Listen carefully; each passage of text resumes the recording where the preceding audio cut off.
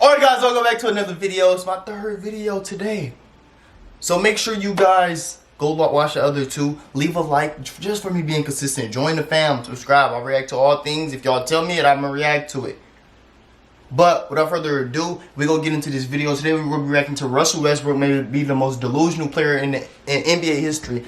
Now this video is near and dear to my heart because I watch every single Lakers game. If I don't, I try to react to it on the channel. If the NBA don't take them down, I put them on the channel. Now, I'm probably one of the biggest LeBron fans you will ever meet. LeBron jersey's sitting right over there. LeBron jerseys, real deal, schmegabill, you know, and I see my idol, my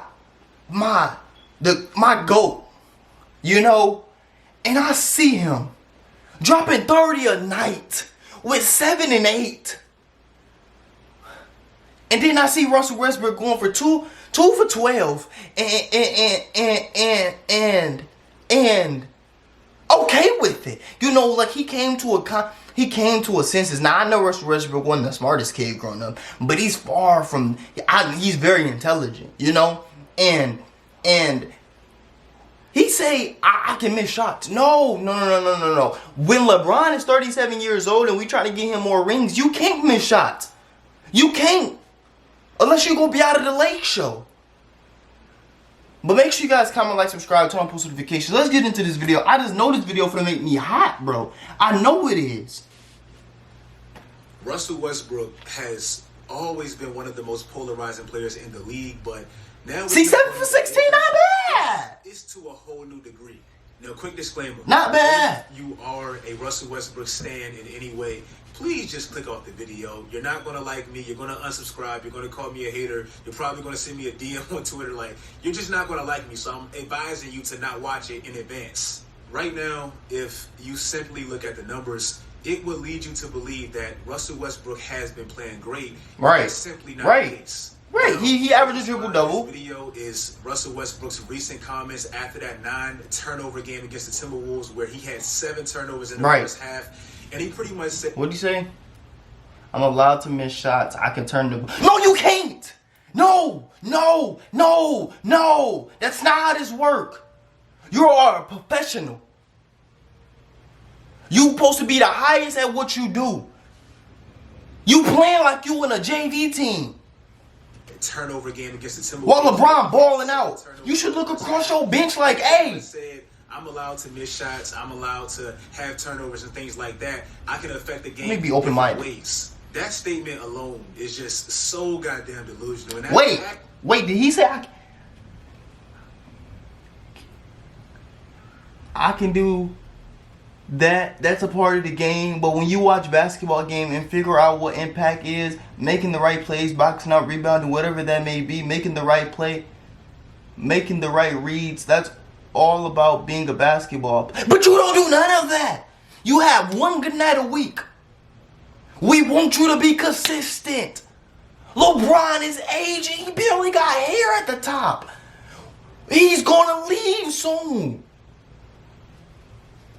Actually, I hate when he says that because he went on to name ways that I think he thinks he quote-unquote affects the game positively outside of his turnovers and missing a bunch of shots. And to me, it's the direct opposite. Like, for example, he named rebounding and boxing out. I'm not saying all his boards are stat-chasing boards or anything like that.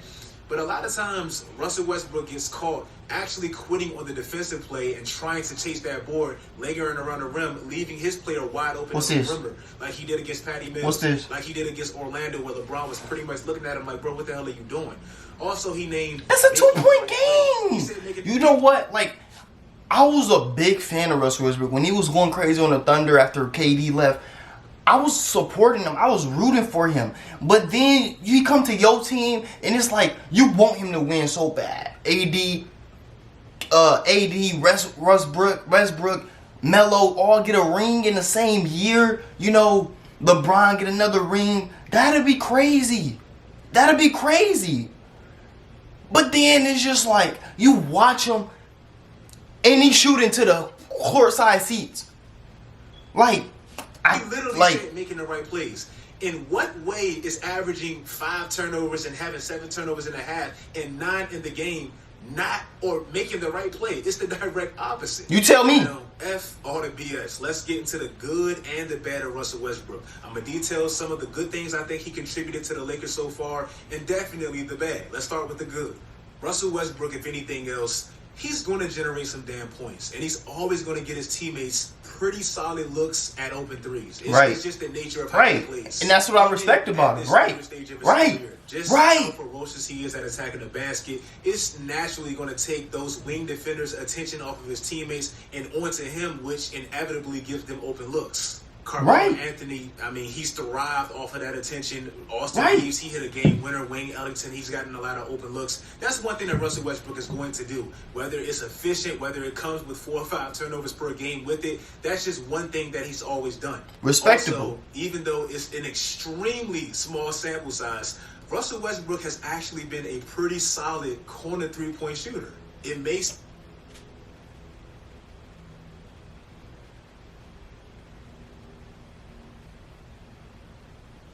sound very, very specific, and it may sound like I'm reaching, but we all did question how the hell is this floor spacing going to look with LeBron James, who we thought was not the greatest three-point shooter. I mean, that stuff has changed this year. Anthony Davis, who hasn't been a great three-point shooter, and Russell Westbrook, who's a terrible three-point shooter, and him actually being able to stretch the this video got me speechless because I just know what's about to come. I watch this every night in and night out. And lastly, Russell Westbrook has played every single game this season. Durability. It's not like a perfect attendance award or something like that. But if it was one thing that I knew about this season that could not happen, Russell Westbrook durability games. Out of everybody on this team, he was the biggest misfit, and I felt like he needed the most reps and the most time out there to actually develop his own role because nobody knew what the hell his role is. We still don't. So him actually being there every single night and actually trying to figure it out and being there to figure it out, that's a positive, and I don't take that for granted. True. Maybe this video not gonna be as bad. Maybe this video not gonna be as bad. To the negatives, and before I get into the negatives, let me set the tone because I feel like some people are going to say, bro, you didn't even name those triple doubles. What about all these stats? He's averaging damn near a triple. All this, nobody cares about that. So before I get into the negatives, let me ask this one simple question, and I'm going to answer it because nobody's here to answer it for me. What was Russell Westbrook brought to the Lakers for?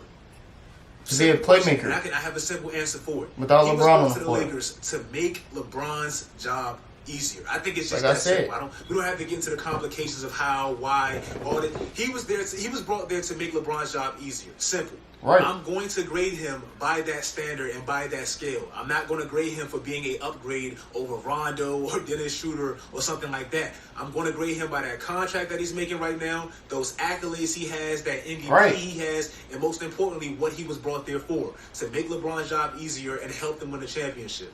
This year, Russell Westbrook started out his season pretty rough. He hit 15 out of his first 43 shots, which indeed hurts the team whether he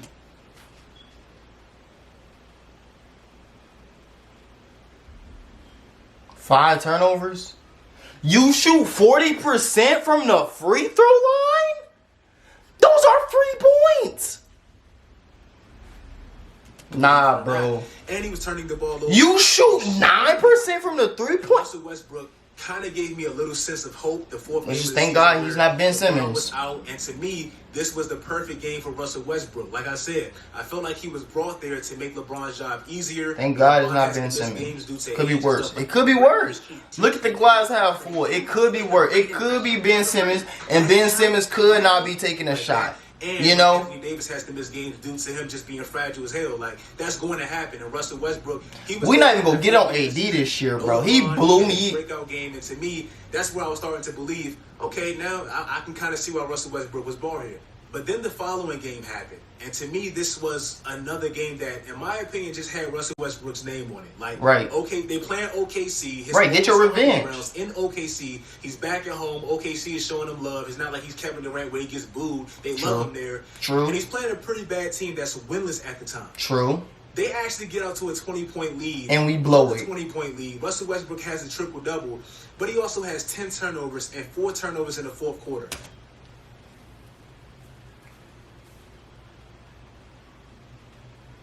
Stuff like that just can't happen.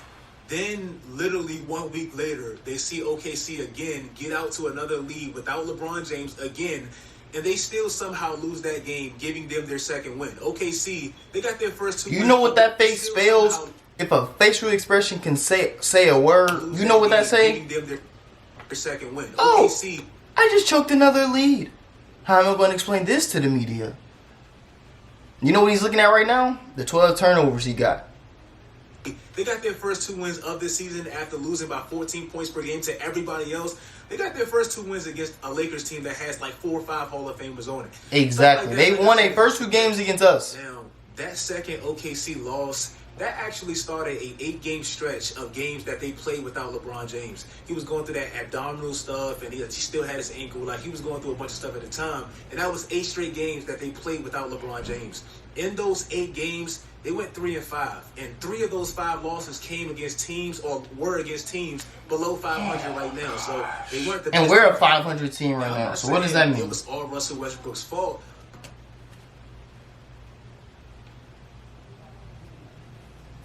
So they weren't the best teams anyway.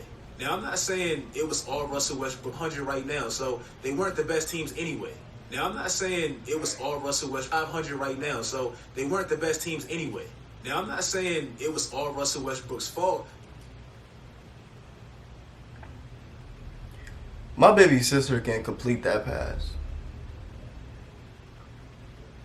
I'm going to just leave it at that. A lot of it was. Like, let me just detail some of the stuff he did without LeBron James. In that second game against Portland, he shot 1 for 13 with 6 turnovers. Then the following game, they actually won it, but he shot 5 for 15 with 7 turnovers. In that 8-game stretch where they went 3-5, 5 of those games... You getting more turnovers than you getting field goals. I don't care what anybody says. That hurts your team. This season, the Lakers give up the 6th most points per game off of turnovers. Who do you think most of those turnovers are from? It's from Russell Westbrook. Right now, the Lakers lead the league in possessions. That's not a good stat. That basically means they always turn it over, so they always get the ball right back and have ample opportunities. This year, Russell Westbrook has 17 games with 5 or more turnovers. That's damn near half the games. And when you really look at it, it's at like an abnormal rate. Like, he's actually having his 3rd lowest usage rate percentage of his career, meaning he has the ball in his hands, the 3rd lowest that he's actually had it in his whole career. And he was on OKC team where he was the only player. How are you getting this many turnovers when you barely got the ball and it's like you get the ball and you just allergic.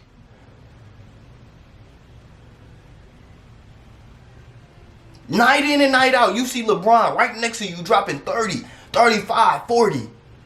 And you dropping 30, 35, 40 turnovers.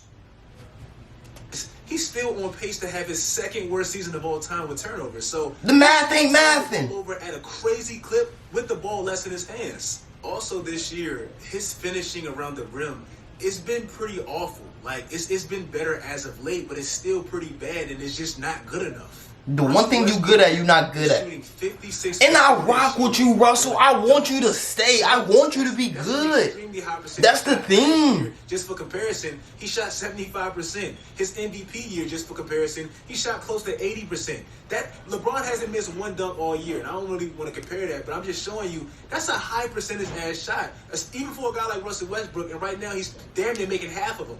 How do you make half of your dunks? Even at the rim, they've come at the most inopportune times. It does in the 4th quarter. 24 shots at the rim in the 4th quarter.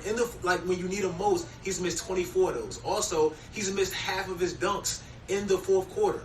Also, and like I said, but this is just directly hurting the team. I'm sorry. Nah, bro, you blunt. Like, I can't watch no more. I can't.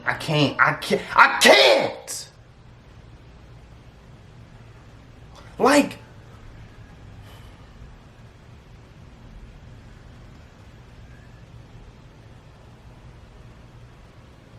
subscribe for me, please, for sitting through this video.